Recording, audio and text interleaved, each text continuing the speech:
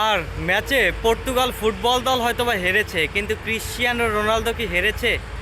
Cristiano Ronaldo তার নিজেকে football ইতিহাসে এমন একটা জায়গায় নিয়ে গেছে যে রোনালদো সমকক্ষ কোনো ফুটবলার ফুটবল ইতিহাসে কোনো দিন আসে নাই আর কোনো দিন আসবেও না।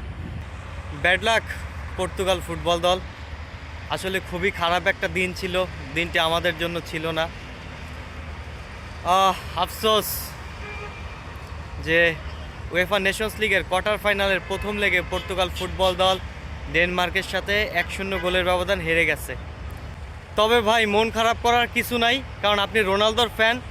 আর ক্রিশ্চিয়ানো রোনালদো অলরেডি কিন্তু জানিয়ে দিয়েছে যে we have 90 minutes to turn around roll on Portugal.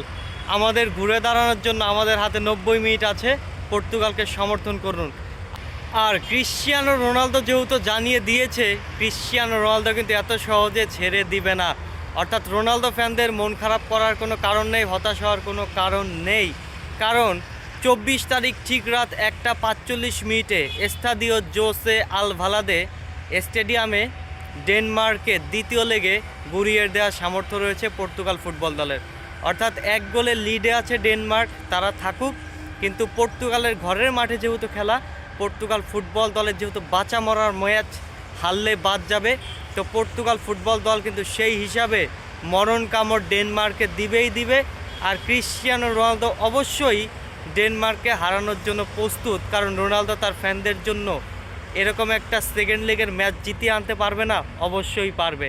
ভরসা রাখুন রোনালদোর উপরে, হতাশ হওয়ার কোনো কারণ নাই। মনে রাখবেন আপনি রোনালদো ফ্যান। আর ম্যাচে পর্তুগাল ফুটবল দল হয়তোবা হেরেছে, কিন্তু ক্রিশ্চিয়ানো রোনালদো কি হেরেছে?